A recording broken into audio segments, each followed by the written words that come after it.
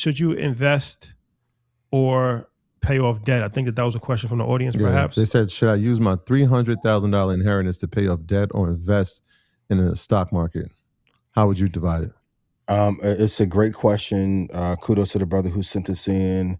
Should I pay off my house or invest into the market?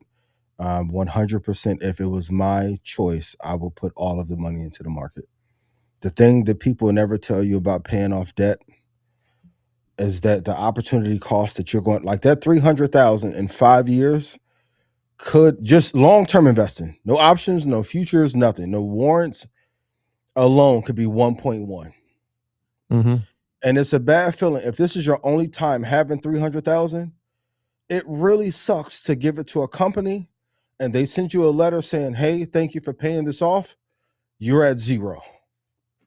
It's one of the worst feelings and guess what? As soon as that happens, your HVAC gonna go out or a meteor's gonna fly through. You got to get a new roof. It's about opportunity cost. A lot of times, and I like Dave Ramsey a lot, but paying down debt, there is a heartbreaking feeling that comes with getting to zero and knowing you haven't pushed your financial situation forward. I would say invest in the market for 5 years, then pay off the house with those proceeds, and then you'll have $500,000, $600,000, $700,000 left after. I mean, you'll be a-okay. Yeah, I think it comes down to what you can expect to earn. If the earn is higher than the interest rate, then that's how you know whether. So, for instance, if your mortgage interest rate is 6%, but you expect to earn 12% in the market, well, you're doubling. So, like you said, the opportunity cost, you're actually losing 6% by not actually investing in the market. Now, if it's like a loan shark situation or out of control credit card that's 28%, or you're 30%, yeah, then that might be something to consider, because now you may not be able to get 30% every single year in the stock market. So now that might be that's a different situation. But most of the time, you're not going to have that when it comes to those type of large debts. Usually, is student loan payments and home mortgages. So if you have a home mortgage, as Ian said, or a student loan payment, as long as you continue to make monthly payments and you're not, just struggling, completely struggling financially underwater, as long as you can make more money in an investment than your interest rate, then the debt is not a crippling thing. So people that say all debt is bad, I don't necessarily agree with that. I think the premise of it is that, you don't want to just be swimming in debt, but all debt is not bad as long as you can manage the debt and as long as you're doing something more productive with the money than the amount of money that you actually borrowed. That's a fact. That's a fact.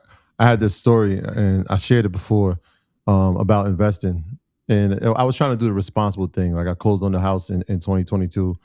I was like, you know what? Let's just estimate that it's going to cost me $10,000 a month, right? To make sure that the bills, everything's escrow account. And so every month I created a mortgage account, and every month I put $10,000 in it since 2022, right? Now you can do the math on that. That's a couple $100,000. I'm like, all right, perfect. I already have 3 years of the mortgage paid. Then I thought to myself, what if I would have just put that in the S&P? Now, granted, I have a brokerage account, and it's okay. The brokerage account is okay. Shout out to everybody in EYLU. I still ain't got it. But had I put that money into the S&P since 2022, you're talking about a year that we netted what, 20%, 17%, and 23%. That I probably, and I did the calculations on it. If I would have kept that strategy, I probably would have made like 1.7 million. See, opportunity costs. Aisha, that's the other part. You fighting against tailwinds of upside. Shout out to you. Thanks. Crazy. What I would have put into the account, that brokerage account, would have paid for the house. Meanwhile, I'm putting money aside to pay for the house. Yep. And the crazy part, the mortgage companies are taking part of your capital and deploying it into the market. And the banks are fractional reserve lending on the capital and rotating it into the market, but telling you to pay them to fundraise. Yeah. And then somebody said, by that logic, then everyone with a paid off house should get another mortgage and invest. But no one does that. Balance is key. Well, yeah. No, then that's not. that's not necessarily a bad idea. It's so okay. I actually did that. That's something that's actually I can actually speak on this firsthand experience. I purchased a property in cash, and I refinanced it and cash out refi. It's called a cash out refi, and I got more money from the cash out refi than I actually used to purchase the property because the property was undervalued when I brought it, and when they appraised it, it appraised higher than our purchases. So yeah, that's not technically a bad strategy. If you know what you're going to do with the money, if you're going to invest the money into Aisha Diaz, then that might not be a great return on Mistake. the investment. And Did here's we get the an advantage that you ROI? have that most don't. You are incredibly conservative and incredibly patient. You can't refi a house and then go get 0-day expiration options on it and then be like, this is going to be my way to freedom. Yeah. Somebody says don't borrow money to invest. My question is why? Why? Why not? If I could do it all over again in 2020, if I could have got the rate of like less than 4%, I would have borrowed every dollar I could to put into the market. If I could get got $5 million at 4%, 5%, depends on acumen though. Because that's literally what you're doing when you buy a house. You're literally borrowing money for an investment. You're literally doing that. So I just think that I'm not saying that that's the right thing to do in every situation, but blanket statements like don't borrow money to invest.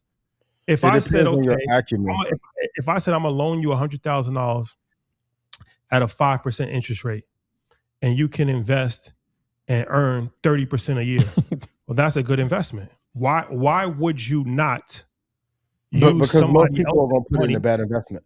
They're gonna put it in a bad vehicle. They're going to be uneducated, undisciplined, and do something that they shouldn't. But that's a good.